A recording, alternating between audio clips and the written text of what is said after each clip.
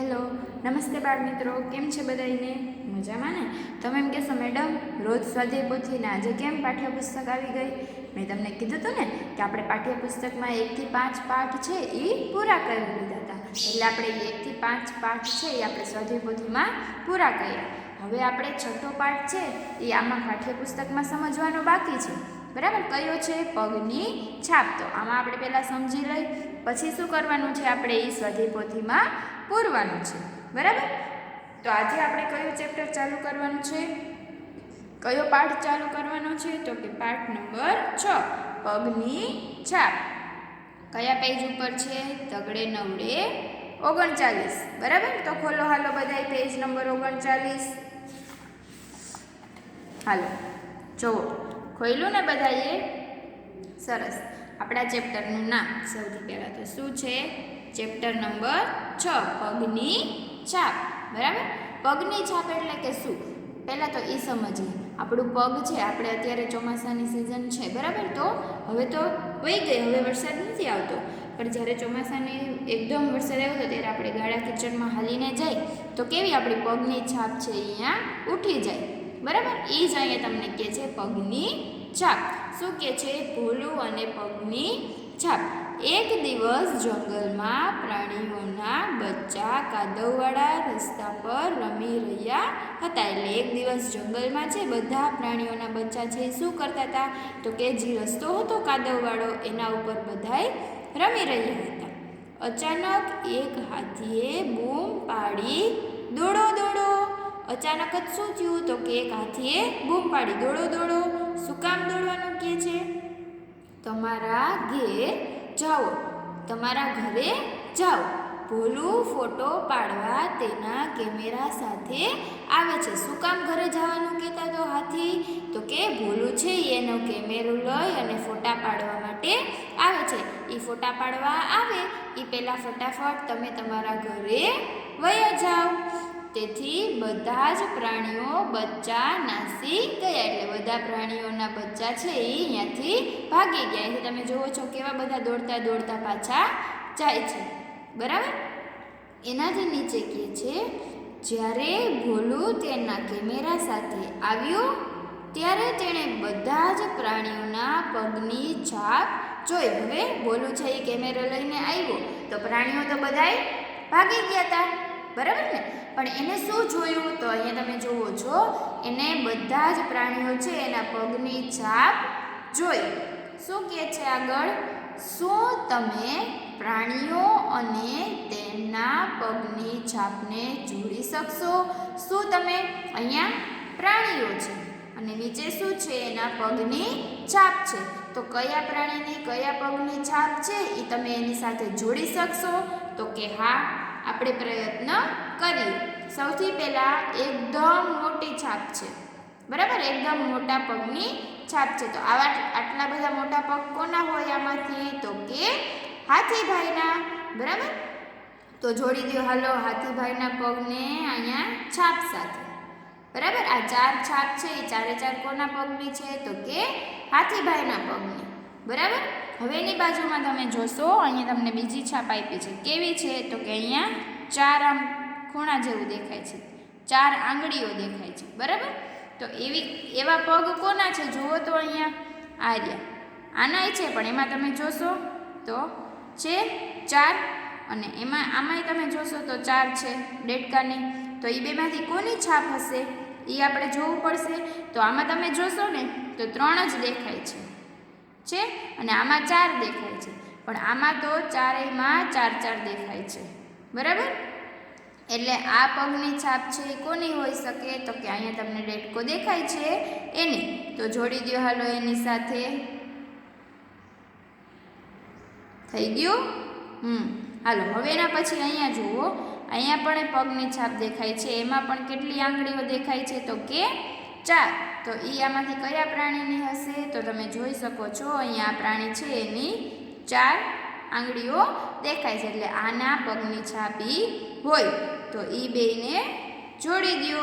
તો અહીં તમને પ્રશ્ન પૂછ્યો તો કે તમે જોડી શકશો? તો કે હા, અમે તો જોડીને પણ દેખાડી દીધા. બરાબર? બધાએ મારી સાથે જોડી દીધા ને? સરસ. હાલો હવે એના પછીનું પાછળનું પેજ ફેરવો. એમાં તમને શું કહે છે જુઓ. આ ખાનામાં કૂતરાના પગની છાપ દોરો. અહીંયા તમને એક ખાનું આપ્યું છે, એક બોક્સ આપ્યું છે. એમાં તમારે શું કરવાનું છે? કૂતરાના પગની છાપ છે એ દોરવાની છે. પણ તમારે ક્યારે દોરવાની છે આ? તો કે HW. બરાબર. મેં તમને કૂતરાના પગની છાપ દોરવાની કીધી એટલે કૂતરો બારે શેરીમાં હોય એનો આમ પગ ઊંચો કરીને એનો પગ જોવા ના જતા કે ભાઈ એની પગની છાપ કેવી હોય, તો ઓલો કૂતરો આવીને બટકું ભરી લેશે. બરાબર ને? એટલે તમારે કૂતરાના પગની છાપ કેવી હોય તો એ તમારે કોને પૂછવાનું? ઘરે તમારાથી મોટા તમારા ભાઈ બહેન હોય તો એને, નહીતર પછી કોને પૂછવાનું? તમારા મમ્મી પપ્પા, બા દાદા, કાકા કાકી જે તમારાથી મોટા હોય એને તમારે પૂછવાનું કે કૂતરાના પગની છાપ કેવી હોય એ અમને કયો, અમારે અહીંયા બોક્સમાં દોરવાની છે. બરાબર. એટલે આ તમારે અહીંયા બાજુમાં HW લખી નાખજો. આ તમારે બધાએ હોમવર્કમાં કરવાનું છે. બરાબર. હાલો હવે એનાથી નીચે જોઈએ શું કહે છે. ભોંયતળિયા પર તમારા મિત્રના પગની છાપ પાડો. હવે તમારે શું કરવાનું છે? ભોંયતળિયા પર એટલે કે જમીન ઉપર. પણ જમીન ઉપર આપણે ઓલી ઘરમાં લાદી ઉપર કરીએ તો મમ્મી ખીજાય ને. એટલે તમારે શું કરવાનું છે?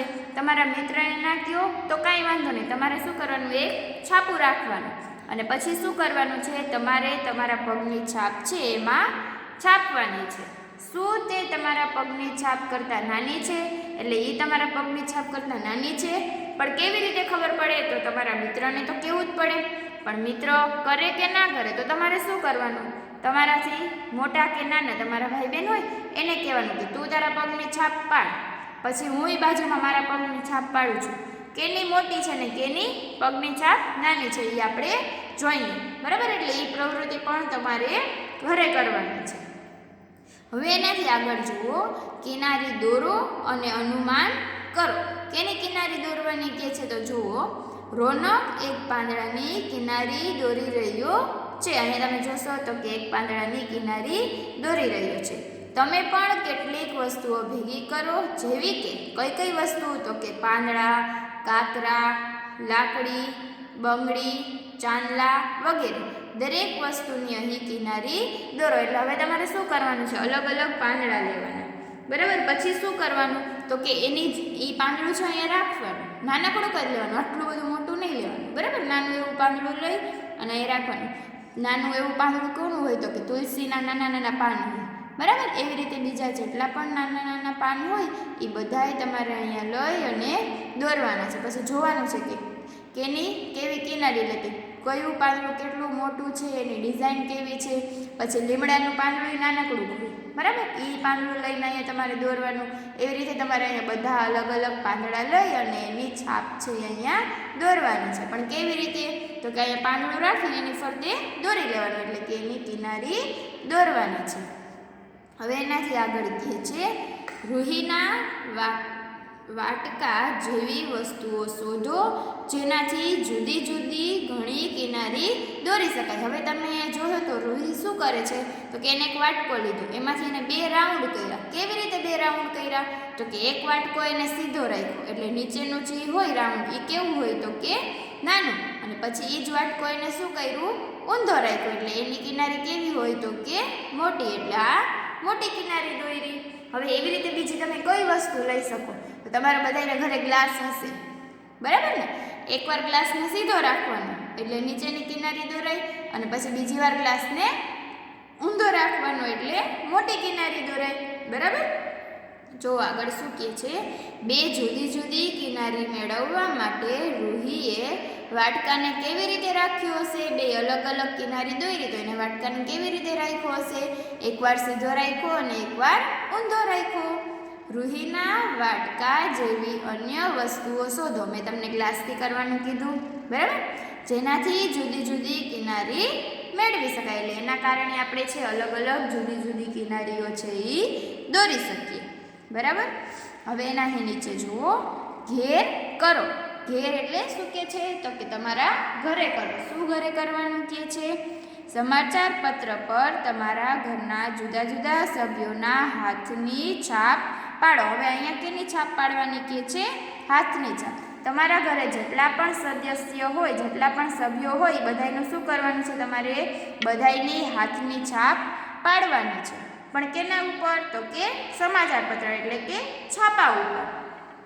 તમારા મિત્રને તેમાંથી તમારા હાથની, તમારી માતાના હાથની, તમારા પિતાના હાથની વગેરે છાપ વિશે અનુમાન કરવાનું કહો. એટલે શું કરવાનું? તમારા મિત્રને અનુમાન કરવાનું કહે છે.